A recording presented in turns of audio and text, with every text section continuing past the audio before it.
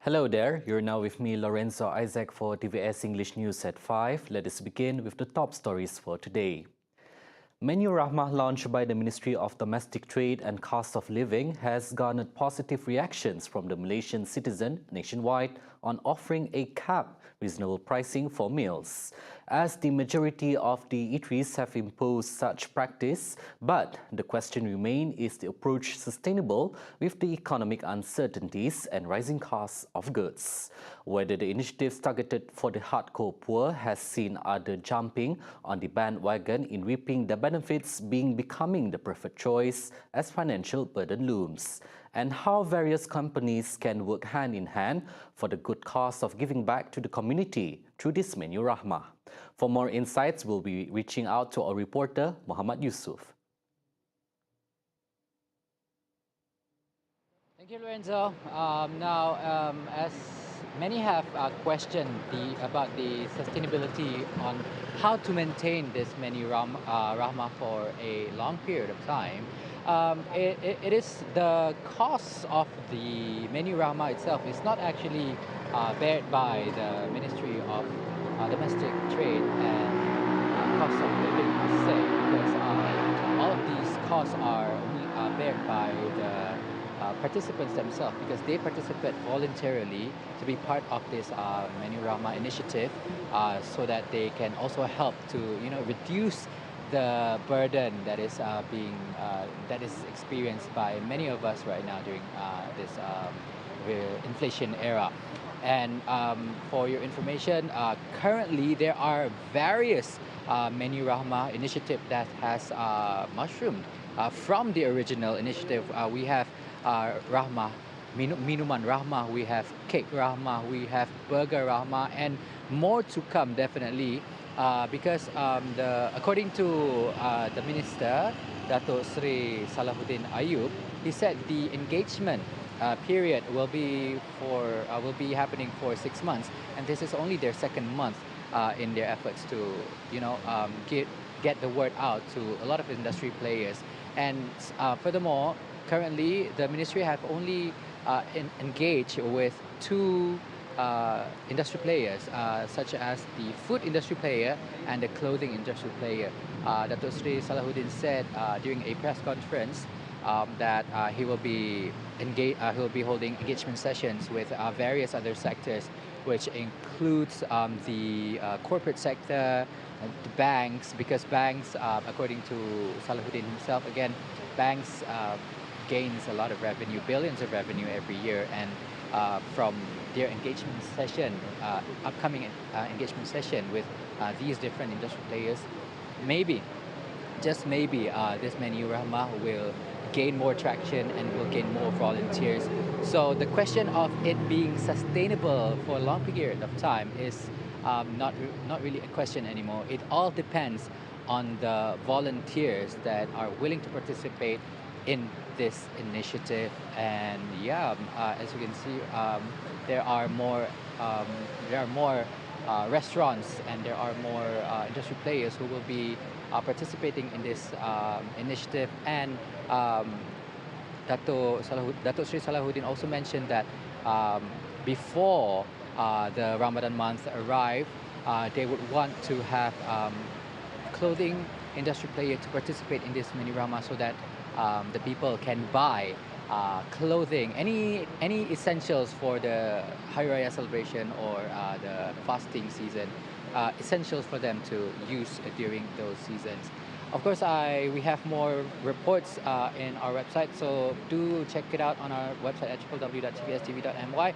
And for the full report later on, make sure you tune in with us on TVS Astro Channel 122 and MyTV, 8 p.m. later for TVS Utama. That's all I got for you, Lorenzo. My name is Muhammad Yusuf with our videographer Faiz for TVS Kuala Lumpur.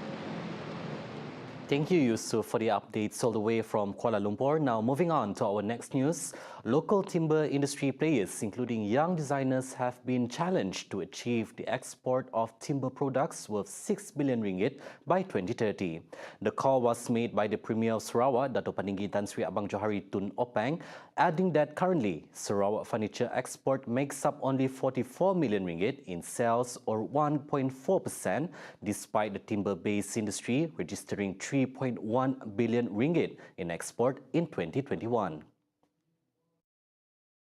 He said out of the total export recorded from January to September 2022, plywood exports account for 2.8 billion ringgit, while other primary products make up the rest. We feel that by 2030, Sarawak should produce 75% of the total export of 8 billion ringgit. If other countries can transport leapfrog, I'm sure our young designers can do it.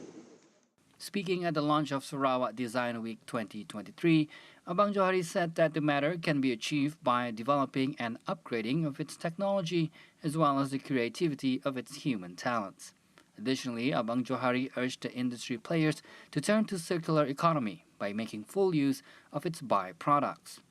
Also present at the ceremony were Deputy Premier Dato' Amar Awang Tengah Ali Hassan, Sarawak Design Center Saradec Chairman Dato' Muhammad Naruddin Majais, and Chief Executive Officer Dayang Nena Abang Bruce. It's a known fact that poverty can often lead to disparities in access to resources and services, including healthcare and family planning services. This can result in a higher rate of infant abandonment, particularly among marginalized communities that may lack access to support and resources. A member of the Sarawak Women for Women Society SWWS and activist Nabila Abdul Malik stressed while baby hatches are meant to be a solution for mothers who couldn't afford to care for their infants, providing additional support to these communities and ensuring that every child has a safe and secure start in life.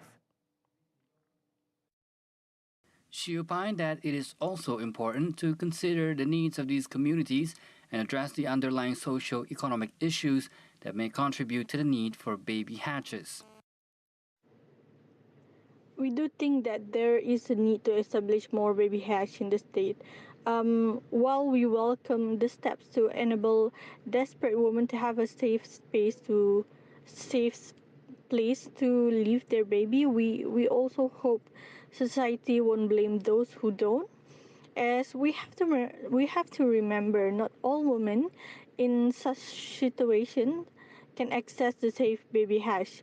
For example, those who just given birth, they are physically weak, and some may not have a transport, or if they have, they might only have a motorbike. Most often, they don't have those motorbike. They don't have a support, or they have no way to hide their predicament. Moreover, she said it is also important to ensure that all baby hatches are implemented in a way that is safe and accessible. This includes providing appropriate medical care for the infants and ensuring that they are placed in safe and loving homes. Some ministry is also having programs to provide sex education. The need for this is to engage youth, boys as well as girls, so they can make better informed choice.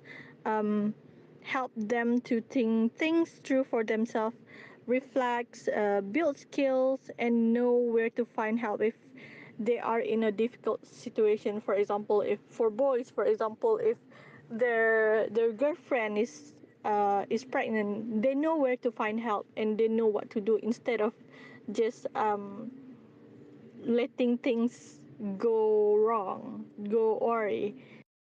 Meanwhile, she further added that more awareness on baby hatch should be intensified, as teen pregnancy can often be associated with negative stereotypes and stigmas. There should be more awareness for baby hatch initiative, to give more awareness to people to to create more bigger awareness about it. And at the same time, you can also text or call our phone line by 016-582-2660, or you can email to info@sarswws.org if you need help or you need more information on our program. Previously, Women, Early Childhood and Community Wellbeing Development Minister Dato Sri Fatimah Abdullah said the Borneo Medical Center BMC Kuching will set up a baby hatch to help curb baby dumping. This will be the second such facility in Sarawak, following a similar hatch launched by the KPJ Kuching Specialist Hospital in 2017. Yang di-Pertuan Agong Al-Sultan Abdullah Riayatuddin Al-Mustafa Billah Shah expressed his hope for the current government to remain until the end of its term. During his royal address for the first meeting of the second term of the 15th Parliament sitting, His Majesty for the first time shared his personal experience facing 4 different governments since his appointment as Agong. His Majesty said since holding office on January 31, 2019, the King had shouldered heavy responsibilities to select and appoint 4 different Prime Ministers, starting with the 7th Prime Minister, Tun Dr. Mahathir Mohamad, followed by Tan Sri Muhyiddin Yassin, Dato Sri Ismail Sabri Yaakob, and Dato Sri Anwar Ibrahim. Yang di-Pertuan Agong Al-Sultan Abdullah Riayatuddin Al-Mustafa Billah Shah has expressed his desire to drive along the Pan-Borneo Highway in Sabah and Sarawak. His Majesty said he was pleased with the progress of the Pan-Borneo Highway project in both the Bornean states, which started in 2015, expected to be fully completed in 2024. Adalah menjadi impian beta untuk memandu menelusuri lebuh raya Pan Borneo ini, khususnya untuk beta dan Raja Permaisuri mengenali dengan lebih rapat lagi rakyat beta di pendalaman bumi Kenyalang dan negeri di bawah Bayu. Program kembara ini sedang dirangka oleh pihak Istana Negara dan kerjasama Kerajaan Persekutuan Kerajaan Negeri Sabah dan Kerajaan Negeri Sarawak, insyaAllah. His Majesty said this in his royal address when opening the second session of the 15th Parliament here today.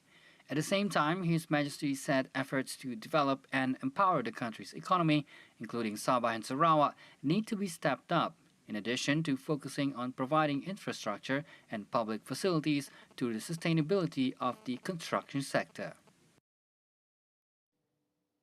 See the world closer with TVS as we bring you the latest news updates both locally and internationally. For more headlines anytime at tvstv.my or follow us on our social media platforms.